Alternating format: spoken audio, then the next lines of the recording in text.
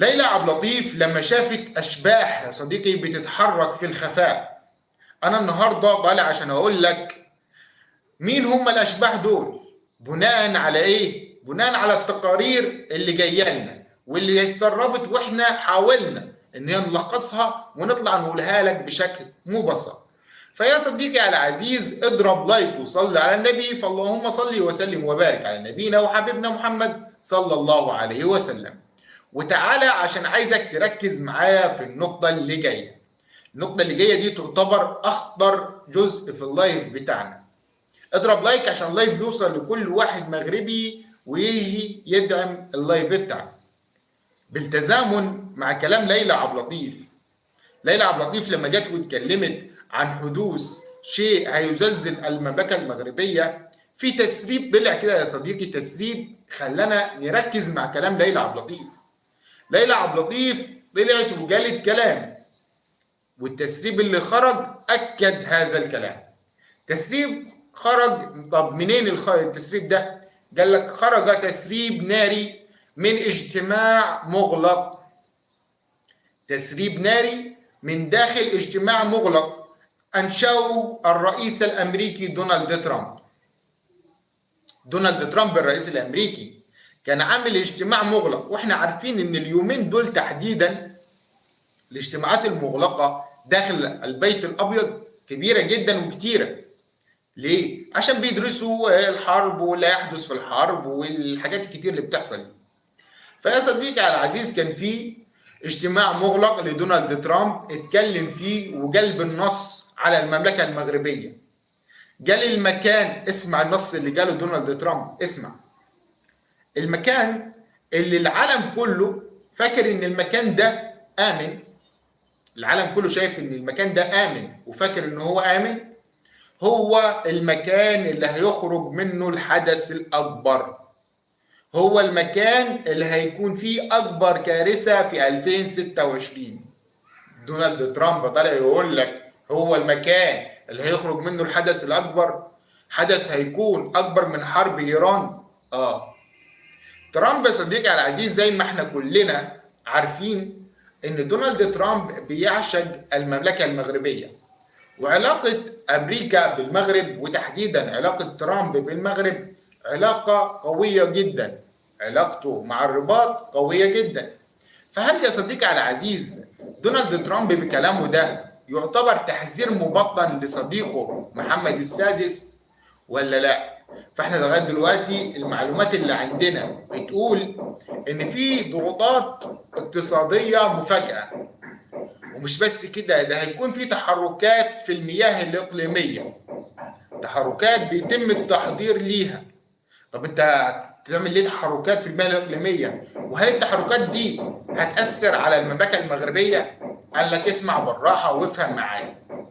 التحركات دي بيتم التحضير ليها علشان تشغل الدولة المغربية في ملفات داخلية، ملفات داخلية وصراع داخلي، وتنسى المملكة أو تنسى لبعض الوقت الانتصارات الخارجية ولا تركز إلا في أمورها الداخلية.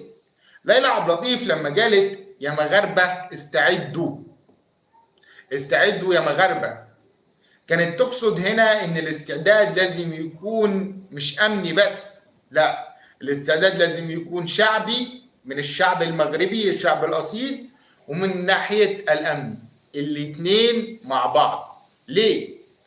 لان الحدث الكبير اللي ممكن يحصل رجال الامن مش هيكونوا قادرين عليه بدون دعم الشعب المغربي شعب المملكة.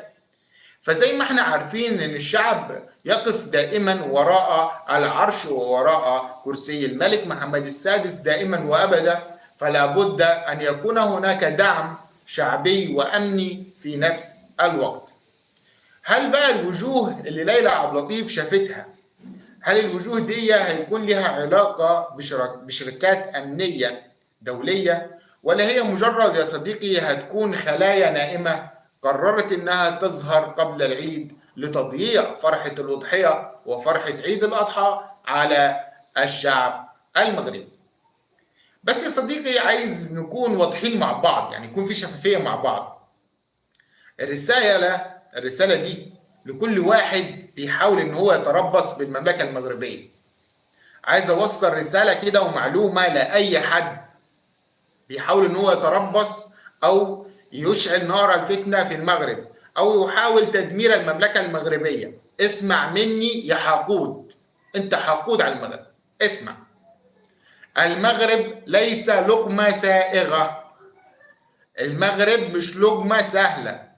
المغرب دولة من أفضل دول العالم في كل النواحي، والاستخبارات المغربية والجيش الملكي المغربي دايما سابقين العالم كله بالدول كلها بخطوة واتنين. يعني مش بخطوة واحدة، لا، ده سابقين العالم كله بخطوة وباتنين.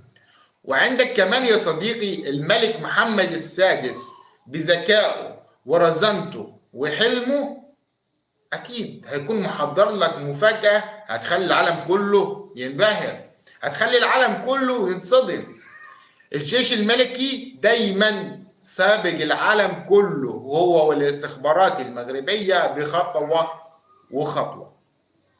ممكن يا صديقي الحدث اللي احنا اتكلمنا عنه واللي ليلى عبد اللطيف خايفة ومرعوبة منه لدرجة البكاء يكون في الحقيقة هو الضربة القاضية اللي هيوجهها المغرب لخصومه، وهي الضربة القاضية المتمثلة في إعلان سيادة كاملة وشاملة بقرار دولي ينهي الصراع للأبد.